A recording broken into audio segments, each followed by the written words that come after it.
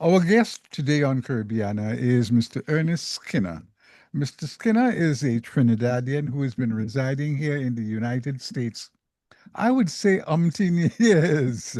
He- Donkey. yeah, he used to be here in Washington, D.C. with Citibank, and then he migrated to New York, but he's always had an inclination for politics. And today he's with a group called Caribbeans for Mamdani. Mamdani being the delegate who is running for the mayoral position in New York City. Welcome to our program, Ernest. Nice seeing you, man. Boy, this is like old time days, man. Reminds me when I would come on your show and help raise money for your show and carry it. Listen, can you share some memories of your upbringing in Trinidad? How that shaped your values on outlook today? Well, I must say, I grew up in abject poverty, which is something that people talk about all the while. And people would say that they were poor and they didn't know they were poor. Well, I was poor and I knew I was poor. All right. Yeah. But that didn't get in my way because I grew up in Newtown, as we call it. First, I was born in Belmont. Then we moved to St. James. And then we went up to 5 Woodford Street in Newtown. Right, right, And it was from there that I then went on to QRC. right. And that's when I realized I was poor because at recess time, as we'll call it, people would go outside and they would buy from the merchants. They would buy, Barra, whatever, doubles and the like. Yeah. The one thing I could afford is the vendor who would sell fruits. There was a brother called Francis. So I would go over there and buy oranges and grapefruits and the like, as opposed to the other stuff. So I knew I was poor, but that never got in my way. All Right. right. I enjoyed school, not because I was a bookworm, but because I had a good time. All Right. right. Right. In my Right. class, I had David Elcock. All right. He's departed now, so may his soul rest in peace. Was Yes. one of my classmates. Yes. And going to school, I just look forward to going to school. Um, Graduated from QRC and never went to sixth form. Once I graduated, I went and I joined the public service. And I worked in the Ministry of Education until in 1967, when I was encouraged to come up to Washington, D.C. by a buddy of mine called Raymond Paris, who also was a classmate at QRC. Right. Right. So I came, he told me, you should come up to Howard, man. There's a good group of people up there. Yes. Yes. And I said to him, why would I leave Trinidad to come up to Washington, D.C.? You know, tertiary education was not something that was on my agenda. Yeah. Uh, I simply saw myself being in the public service and from there taking it where. But as fate would have it, the civil service was undergoing a review. There was a company, a Canadian company called Collett and Clapp, and they were reevaluating the public service. And then in October, when they came up with their response, they said that I was working in the Ministry of Education at the time and paying the teachers at Mausica and what have you. The teachers at Mausica went from $180 to $330. So they had a $150 per month increase. And by the time we paid the back pay in November, they got $1,500 for the tenure. In my case, however, me who had been paying these teachers and who had been working in the civil service for quite a while, I got $30, $3 a month extra for tenure. And I said, what jail is this? You know, Yes. Yeah.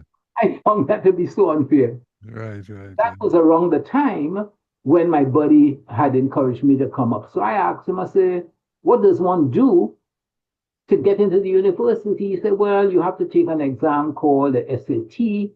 I said, and when is that given?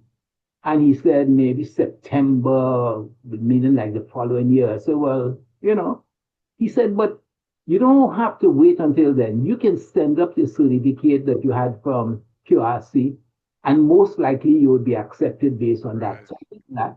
And Howard accepted me on the condition that I sit there as a T exam when I came up, which I did. I passed it, and voila, I was at Howard University. Right. Right. What Right. was Right. funny, boy, Yeah. was that you had to declare a major and a minor. I didn't have the slightest idea what a major or minor was. Right. Right. I asked somebody and they told me. So I reasoned that since I'd been a patient clerk at the Ministry of Education, accounting might be a good thing to do. And then I determined that economics should be the minor. So that's what I put on, and that's what Right. Right. that was the case. 4 years later, I had my bachelor's degree in accounting with a minor in economics. Subsequent to that, I applied to Columbia University to do an MBA, and then they accepted me. And I then did an MBA at Columbia University in corporate and industrial relations. Right. Right. So I applied to two universities, Yeah. both accepted me. Right. Right. Little did I know the odds that would be. People apply to 40, 50 universities and don't get accepted. I apply to two, I get through. Right. Right. Right. So Yeah. I that's keep yeah. Your image is going down a little, so I need you to be up. my Right. image. That's good. That's good. Yeah. Solid. Um. No. So how did the experiences as an immigrant shape your political perspective?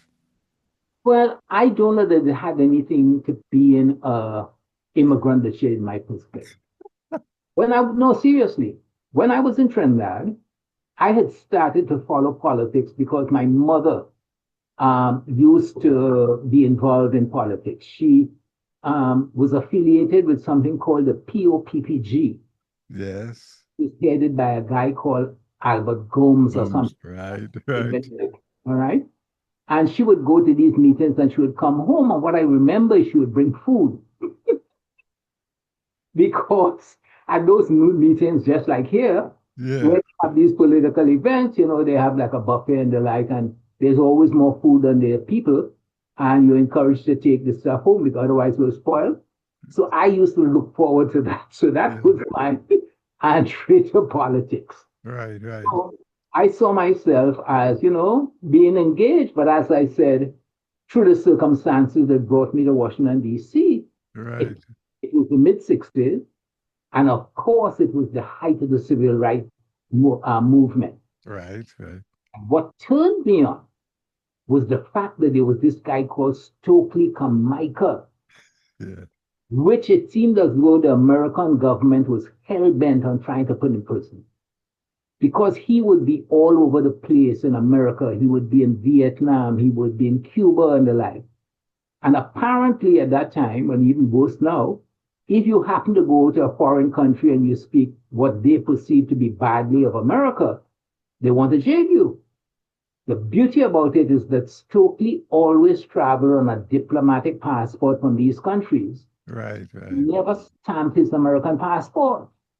And apparently, from a legal perspective, there was no way they can do anything, much as they tried. Yeah.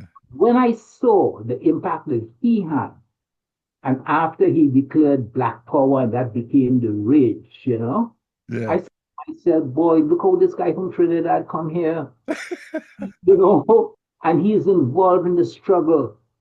So I would immediately turned on, and that was the case. And from then on, I never looked back. I was always engaged in political activity. Right. Right. Right. Right. But now you're in New York, and you're getting ready to be involved in one of the major political movements in these times.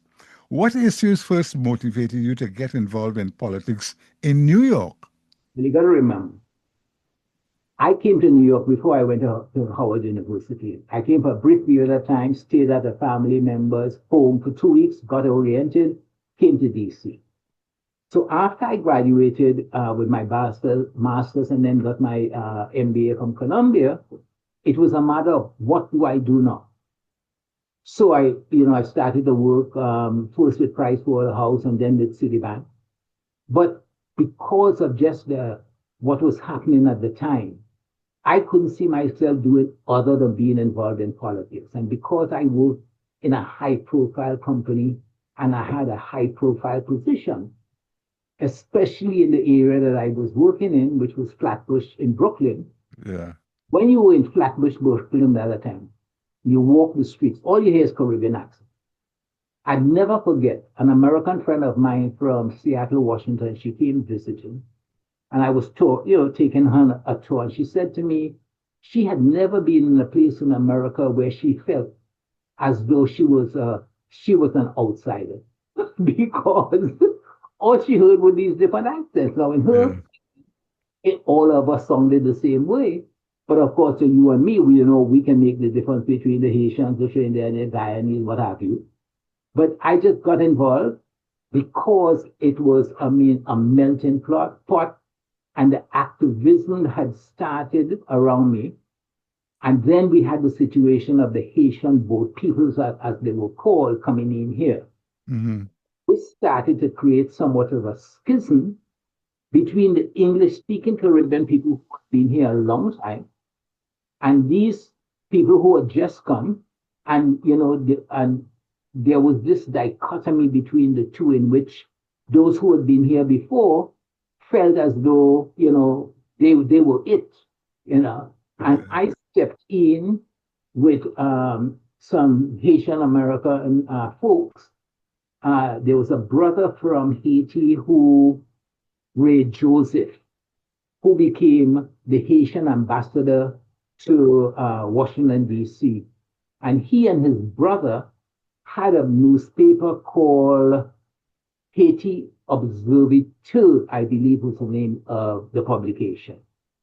And, I would be involved with them with different activities because we saw the need to integrate these two groups of people from the Caribbean. Right. Just as importantly, we needed to hook up with our African American brothers and sisters because they were the ones who were in the lead in terms of being political representatives. And that we, by hooking up with them, would help to accelerate the transfer of power from the group of people who previously had held power, which was basically the white folks, and more importantly, in our area, the Jews.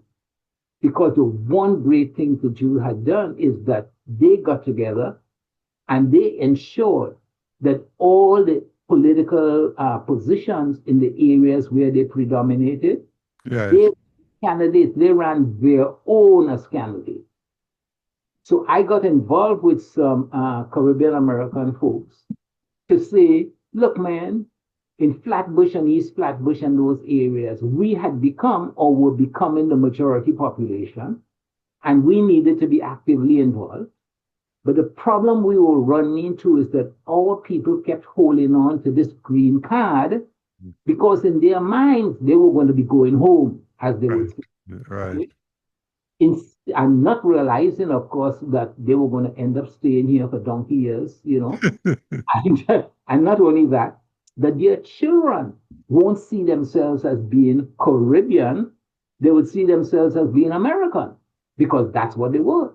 Now, Yeah. we may send them home to the islands in the summertime and they'll get some culturalization and the like. But that was a few, that wasn't everybody. So we took, at that time, there was a bill through Congress called the Simpson-Mazzoli Bill, in which prior to that, there were very few people from the Caribbean who would be accepted through the immigration process. Yeah. The system was one in which they would accept people from Europe, again, the white folks, all right? And they weren't really opening up the floodgates to people from the Caribbean. Well, through the Simpson-Mazzoli bill, we were able to change that. And boy, that's where we really started to do some activism. Hmm. And I got swept up in it, man. And it was like it was in my DNA. So I started then and I haven't stopped. Right. Right. So now that Mamdani is heading for the top position, um, how do you see the role of Caribbean people playing in ensuring that he gets elected? It's a good question. Um, After the primary, I looked at the newspaper reports that said that every ethnic group other than blacks had supported Mandami over Cuomo in the primary, the Democratic primary. And when I read that, since I identify as being both Caribbean and black, I said this is ridiculous. And especially since I had a grouse against Cuomo. And the reason I had a grouse was Cuomo, when he was governor, he sided with the Republicans and a group of people who were elected as Democrats, but who chose to vote along with the Republican leadership. And we as Democrats had more seats in the Assembly and in the Senate that we should be controlling it. But by um, Cuomo bribing these people by giving them, it was about 8 of them, giving them larger offices, more money to run for staff and perks and the like. These people sold us out and were voting with the Republicans. So I said, there's BS. Yeah. If he is the governor and he is the head, titularly the head of the Democratic Party, he should be doing everything possible so that we should control. The problem with having the not being in control is that every 10 years when we have the census, we then get a chance to do something called redistricting. And the person who governs, who is in the best position, is the governor of the state. So we were being denied that opportunity, and the Republicans were drawing lines that favored them. So a group of folks decided, look, this BS. We're going to go after this group who call themselves the Independent Democrats because we saw them as nothing more than traitors. So a group of people decided to challenge them. And I supported a brother called Myri, whose parents come from, I think, Costa Rica. So he identified as being Caribbean. And in my case with Myri, we knocked out a guy called Jesse Hamilton, an African American guy who we call Jesse Shamilton. And then through that election process, we were able to gain the leadership of the assembly in which a brother called Carl Hesky from the Bronx now became the head of the assembly, and a sister from upstate became the head of the Senate. So we now were in control and we could dictate what came to the fore. All right. So I had despised Cuomo intensely because of that, because he had denied Democrats, but more importantly, he had denied a brother and a sister, and by that I mean a black man and a black woman, Right. from being in the leadership position. The sister's name is Stuart Cousin.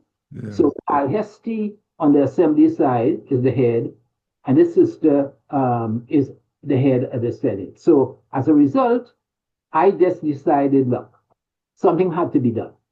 And since I identify as both being black and Caribbean, I created this, I had this concept of Caribbean Americans united in support of Mandami for me. Now, that came out of what we had national campaign where a group was formed called Caribbean Americans United in support of Harris.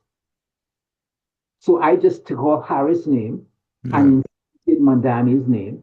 And I had a conversation with first about 20 or 25, not community leaders, but not elected officials. Right. And 71% of the people who I spoke to said it's a great idea. So then I expanded it and I reached out to about 100 people. The same thing happened. Overwhelmingly, people said, great idea. Yeah. And by then, I had now spoken to some elected officials, two of them in particular, Jemani Williams, who I used to work for in the city council, and the other person is Monique Chandler Waterman, who used to work with Jemani also in the office, but who at that time, but who subsequently headed up a not-for-profit called, no, how can I blank her name? It's going to come to me. You know, when you get old like me, you start to forget. Right. Right. Right. So Um, so as a result, they said yes, and we created the entity. And last Sunday, we had our inaugural event where we officially kicked off the event, and we had the state attorney general Tish James, who is a strong advocate on behalf of Mamdani, as the guest speaker, and we had a diversity of elected leaders. We had English speaking leaders, we Hmm. had Asian American, we had Hispanic Americans. Now, many people, when they think about the Caribbean, they forget our Hispanic brothers and sisters. Yeah. And also, you and I know that there's a schism between, the two groups. For whatever stupid reasons, it has happened and continues to happen. Right. But there's some people like me who are bridge leaders that have decided that we have to come together. So we had a wonderful group of people who came on and spoke about their relationship with Zoran, how he resonates with them, and how the communities they serve could benefit from a Mandami, given that his whole campaign is built around the whole concept of affordability, Right. whether it's affordability in terms of housing, affordability in terms of transportation, affordability in terms of health care, particularly home care, not home care, child care, Healthcare. these things. So it resonates across, and that's why during the primary, he was able to vanquish Como.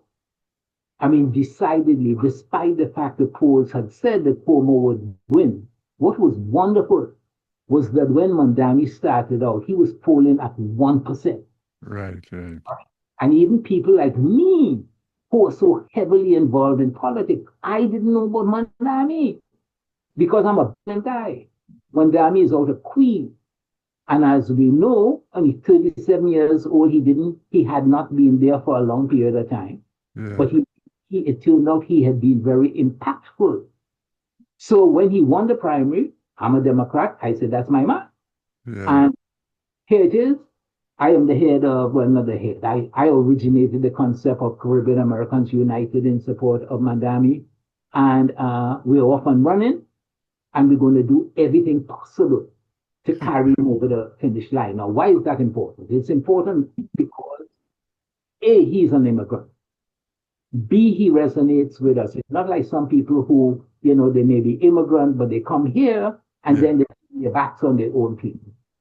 There's no reason for Zoran to participate in politics because his father is a distinguished professor at Columbia. His mother is a distinguished filmmaker.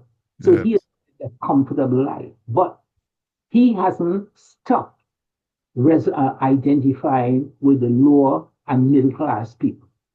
All right. And that's what we need, people who are of the class and people who can resonate, not the people who, millionaires, who come from millionaire backgrounds, but Yes. who really use us Yeah. as Yeah. Yeah. opposed to being representative of our interests. Yeah. Yeah. Yeah.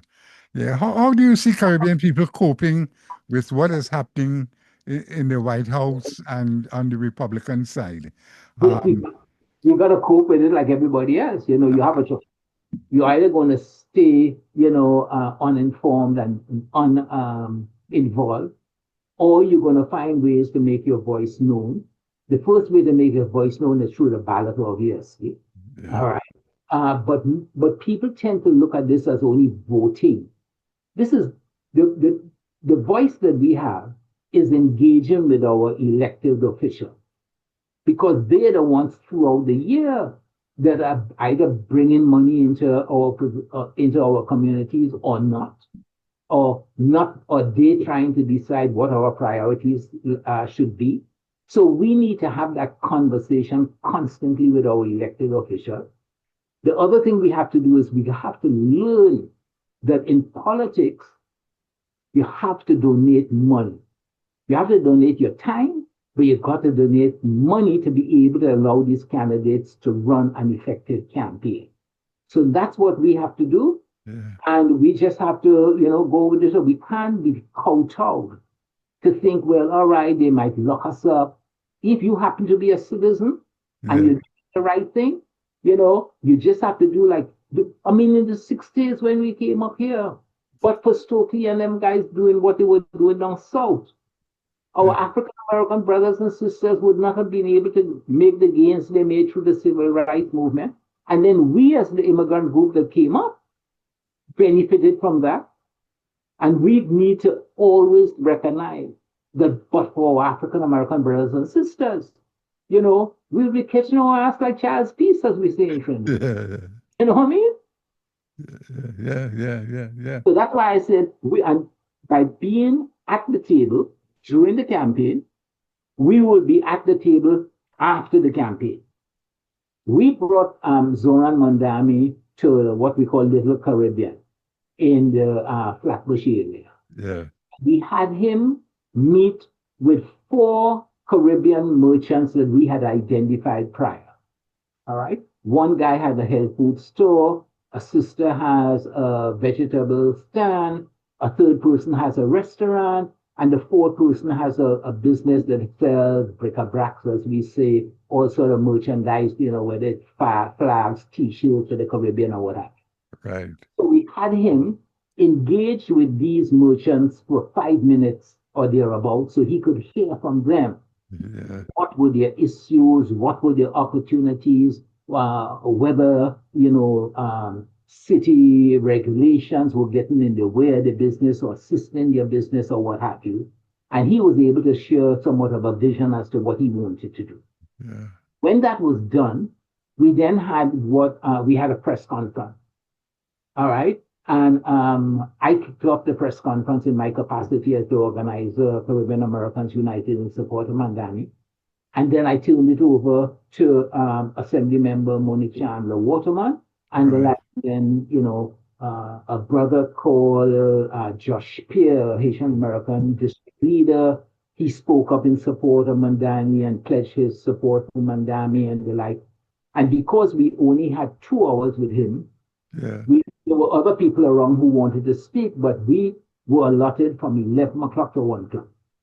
Yeah. Now, you will hear me say a lot, I. It is a team effort. But one of the things there were a number of things I insisted. I insisted that we would start at 11 o'clock and we would end at 1. And All right? The other thing I insisted is that I told the Mandami folks, I said, I know that the press corps is going to follow you, but we want to make sure that the Black and Caribbean media gets first opportunity in terms of asking the questions and what have you. And only after that was done would we open it up to the mainstream media. And that's exactly what we did. So we had like the Carib News. I am sure you know about Carl and Faye Rodney. They've yes. had Carib News here since the devil was a boy. All right. Then we had Caribbean Times and other papers like that. And then we allowed a paper called Caribbean Life, which is not black owned. It's corporate and white owned, but it has a reporter who is a distinguished reporter. We said he can participate, right? But, and the like. And Right. we started exactly at 11 o'clock.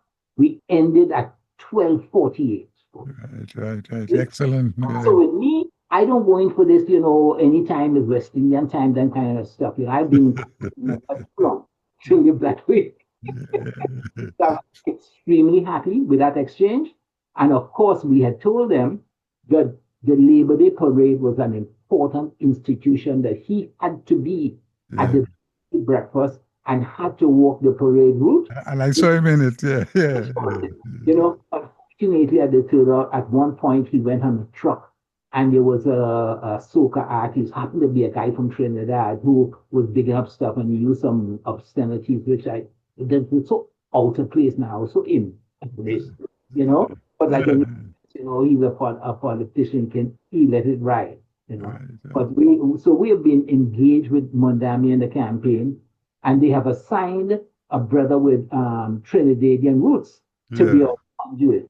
So he was on the Zoom call that we had on Sunday.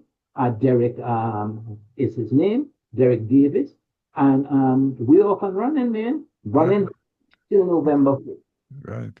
All right, man. Ernest Skinner, it's always a pleasure, man. I look forward to keeping in touch with you, and to continue the dialogue and to continue to get the essence of what you do, and I'm sure you will indeed leave a wonderful legacy behind, in your through your work, So again, Although, thank you. Any last words? although I've made those comments in terms of New York, it is equally important the people in the DMV that you guys get behind and do the same thing, engage your elected officials. You have a governor in Maryland, a brother with Jamaican roots, who Yeah, is already starting to, and I'm looking, Westmore, right? you guys will look at it closer, but he's making an impact nationally as he speaks out against this orange haired clown that we have in Washington, D.C. All Yeah, right. So it's more than he. You got to elect more officials, like, whether they're Caribbean or otherwise. You need to have that impact. You need to have your voices recognized. yeah, When Marion Barry was mayor of Washington D.C., he had a Caribbean council. yeah, Um, I don't know if that was continued. Now the Bowser is there otherwise, but that needs to be activated in DC. But since so many of you guys have moved to Maryland with the white picket fences, yes, yes, yes, yes, action yes. has to shift to Prince George's County, Montgomery County, Baltimore, and what have you. But Right. you need to be visible. So peace and blessing, always an opportunity, always happy to be engaged with you, my brother. All I right. Your health improves. We keep telling people we're in the departure lounge, but we got to live every day. Every time we get up is a blessing. Yeah. All right, All right, man. All right. all right. Ernest Skinner. Take it Ernest easy. Skinner, Trinidadian politician in New York City, running and working dastardly to help Mamdani get elected as the mayor. This is Von Martin. Caribbeana continues.